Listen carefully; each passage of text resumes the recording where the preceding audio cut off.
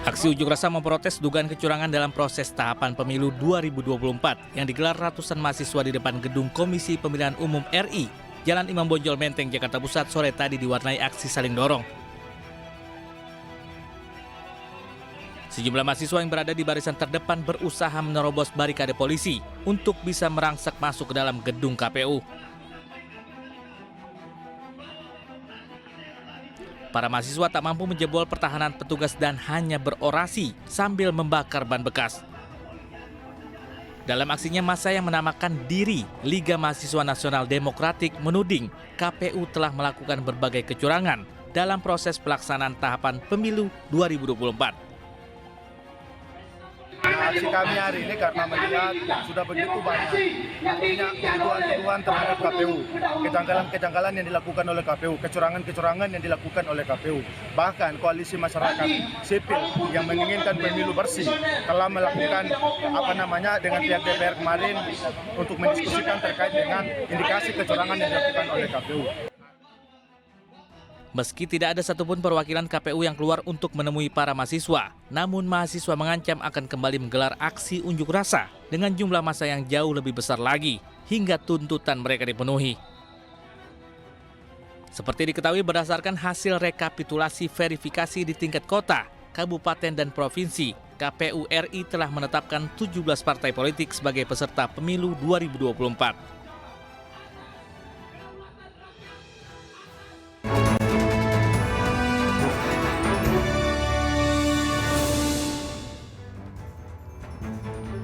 Halo, selamat sore pemirsa, kita berjumpa di A-Newsroom, ruang memperdalam informasi yang aktual dan komprehensif. Saya Anisha Dasuki.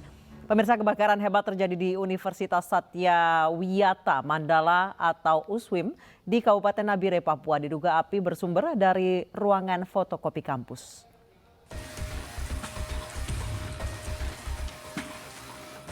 Api dengan cepat membesar dan menghanguskan sejumlah bangunan yang berada di halaman kampus Universitas Satya Wiyata Mandala atau USWIM di Kabupaten Nabire, Papua. Api baru berhasil dijinakan setelah 2 unit mobil pemadam kebakaran Nabire tiba di lokasi. Tidak ada korban jiwa atau luka dari peristiwa kebakaran. Memang api diduga berasal dari tempat fotokopi Fakultas Fisip dari saksi mata yang menyampaikan informasi tersebut. Pihak kampus pun belum memberikan keterangan resmi terkait peristiwa kebakaran yang menghanguskan 13 ruangan Fakultas Fisip kampus USWIM Nabire. Pemirsa, kebakaran juga melanda rumah dinas Kapolda Papua Irjen Matius D. Fakiri. Seluruh bangunan utama habis terbakar. Diduga api pertama kali muncul dari kamar. Inilah video amatir warga yang merekam kobaran api dengan cepat membesar dan menyebar hingga ke seluruh bangunan rumah dinas Kapolda Papua Irjen Matius D. Fakiri. Diduga kebakaran terjadi akibat korsleting listrik dan saat kebakaran terjadi sempat terdengar suara ledakan. 3 unit mobil pemadam kebakaran dikerahkan ke lokasi kebakaran dibantu dari personel Polda Papua. Tidak ada korban jiwa dalam peristiwa ini. Kerugian akibat kebakaran rumah dinas Kapolda Papua ditaksir mencapai ratusan juta rupiah. Sementara itu, penyidik dari Satreskrim Polresta Jayapura terus mengumpulkan bukti-bukti terkait untuk mengetahui penyebab pasti kebakaran. Pemirsa, apa penyebab pasti kebakaran di rumah Kapolda Papua dan situasi terkini di sana? Kami sudah terhubung dengan Kabid Humas Polda Papua Kombes Pol Ignatius Beni Prabowo. Selamat sore Pak Ignatius. Ya, selamat sore juga pemirsa News. Baik, Pak Ignatius, apakah sudah diketahui apa penyebab pasti kebakaran rumah Kapolda? Penyebab kepastian dari kebakaran di rumah Bapak Kapolda hingga saat ini masih dalam tahap penyidikan oleh Polres Kota Jayapura dan Lapor Polda Papua. Jadi untuk sementara diduga masih karena hubungan arus pendek yang menyebabkan terjadinya kebakaran. Baik, Pak Beni, jika dilihat dari gambar dan visual yang kami terima, ini seluruh bagian rumah terbakar ya Pak ya? Ya, benar sekali. Jadi satu unit bangunan rumah dinas Bapak Kapolda hangus terbakar, namun untuk bagian rumah lain yaitu di antaranya bagian kamar dari asisten rumah tangga dan piket maupun ajudan tidak ikut terbakar.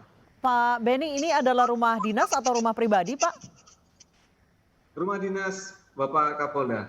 Baik, ini seluruh bagian rumah terbakar habis kecuali tadi pos penjagaan dan juga kamar asisten rumah tangga. Dalam waktu berapa lama kebakaran ini akhirnya menghanguskan seluruh bangunan? Kurang lebih 1,5 jam. Demikian dari sejak awal adanya timbul api pukul 04.45 waktu Indonesia bagian timur, kemudian damkar datang dibantu dengan water cannon dari Polda dan Brimob, juga mobil tangki. Selama 1 jam hingga 6.30 berhasil dipadamkan. Baik, jadi sejauh ini tidak ada APAR ya Pak ya di rumah dinas Pak Kapolda? Bisa diulangin? Ada APAR, alat pemadam sederhana Pak? Ada, Alat namun pemadam tidak ringan, ya. mampu untuk mengadamkan api pada saat itu oleh petugas piket penjagaan. Baik. Karena api yang cepat membesar. Kami mendapat informasi bahwa sempat terdengar ledakan sebelum terjadi kebakaran. Apa Pak penyebab ledakan? Iya, dari hasil olah TKP awal diduga terjadi karena reaksi dari oksigen dari tabung oksigen yang terbakar, itu terjadi reaksi ledakan dari gas oksigen dan api. Baik, terima kasih Bapak Kombes Pol Ignatius Beni Prabowo, Kabid Humas Polda Papua telah bergabung bersama kami di Newsroom. Selamat petang Pak. Pemirsa, polisi masih menunggu hasil otopsi untuk mengungkap penyebab kematian 3 orang dalam satu keluarga yang diduga keracunan. Polisi juga kembali menggelar olah TKP untuk menyelidiki ada atau tidaknya unsur pidana pada peristiwa ini.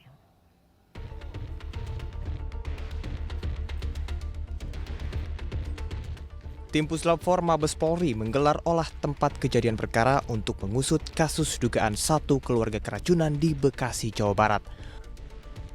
Olah TKP lanjutan ini dilakukan untuk menentukan ada atau tidaknya unsur pidana pada peristiwa ini. Dari hasil olah TKP, tim Puslap 4 membawa sejumlah sampel untuk dilakukan penelitian di laboratorium Mabes Polri. Kami masih melakukan pendalaman ya. Kami masih melakukan olah TKP ulang, terus kita coba ambil sampel, beberapa sampel lagi di dalam untuk dilakukan penelitian. Ada berapa sampel yang dibawa, Bang? Sekitar 3 atau 4 sampel tadi kita lihat. Sementara itu, untuk mengungkap penyebab pasti kematian korban, penyidik masih menunggu hasil otopsi ketiga korban. Sebelumnya, satu keluarga yang terdiri dari 5 orang ditemukan tergeletak di rumah kontrakan dengan kondisi mulut mengeluarkan busa pada Kamis 12 Januari lalu. Kelima korban diduga mengalami keracunan. 3 orang meninggal dunia, yaitu ibu dan 2 putranya. 2 korban selamat hingga saat ini masih dirawat di RSUD Bantar Gebang. Sementara itu, suami korban berinisial WWN menghilang dan kini masih dalam pencarian polisi. Dari Bekasi, Jawa Barat, Rahmat Hidayat, iNews melaporkan. 2 dari 5 korban keracunan saat ini masih menjalani perawatan di rumah sakit, dan seperti apa kondisi korban keracunan saat ini kami sudah terhubung dengan Didin, mantan suami korban. Selamat sore Pak Didin.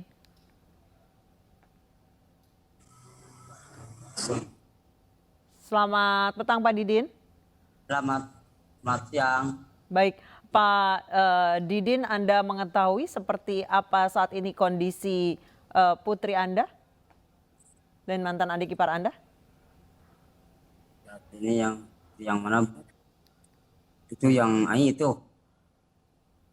Gimana Pak? Terus saya, Iya. terus yang Ocha itu yang kecil. Jadi dia baik-baik aja sama saya, Bu. Oke.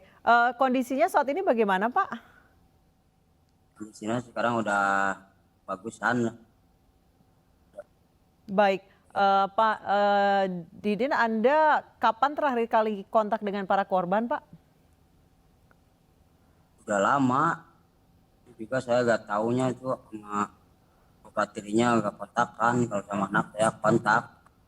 Sudah lama. Sudah berapa lama Pak Didin? Tidak terkontak. Ya sudah kontak sudah cerai itu. Oh, sudah berapa lama Pak? Mohon maaf, saya tidak mendengar dengan jelas. 9 tahun paling itu. Sudah 9 tahun. Baik, jadi sejak itu tidak pernah kontak lagi. Kemudian mantan istri Anda sudah menikah lagi Pak? Iya, menikah lagi. Oh, sudah menikah lagi dan sudah pisah lagi ya Pak ya? Iya. Anda mengenal suaminya yang baru Pak? Enggak. Udah tahu. Yang saat ini dirawat apakah putri Anda Pak? Bukan.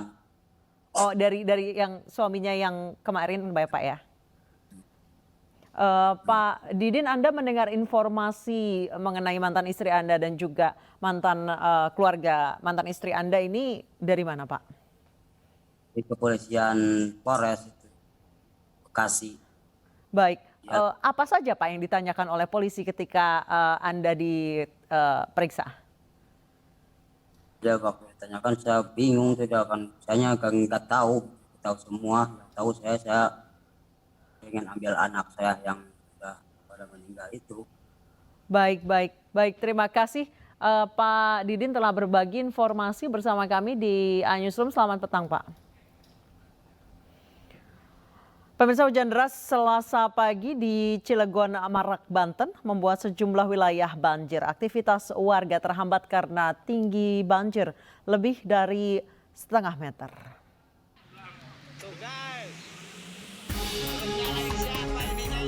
Banjir menggenangi kawasan Suralaya, Merak, Cilegon, Banten Selasa pagi.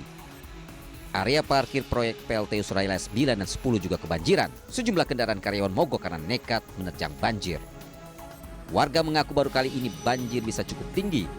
Buruknya drainase dituding jadi penyebab banjir saat hujan lebat melanda wilayah ini. Jam 7 ya? Ini penyebabnya apa Pak? Hujan dari atas. Berarti dari pagi macet atau apa? Iya. Kendaraan normal tapi? Berapa meter Pak ketinggian banjirnya Pak? Meski sempat merendam kawasan kelurahan Suralaya, namun distribusi dan pasokan listrik dari PLTU tidak terganggu. Dari Cilegon, Banten, Iskandar Nasution, iNews melaporkan. Pemirsa, terdakwa pembunuhan berencana Yosua Huta Barat Ferdi Sambo dituntut hukuman seumur hidup oleh jaksa penuntut umum. Kami akan membahasnya secara komprehensif usai jeda berikut, tetap di iNewsroom.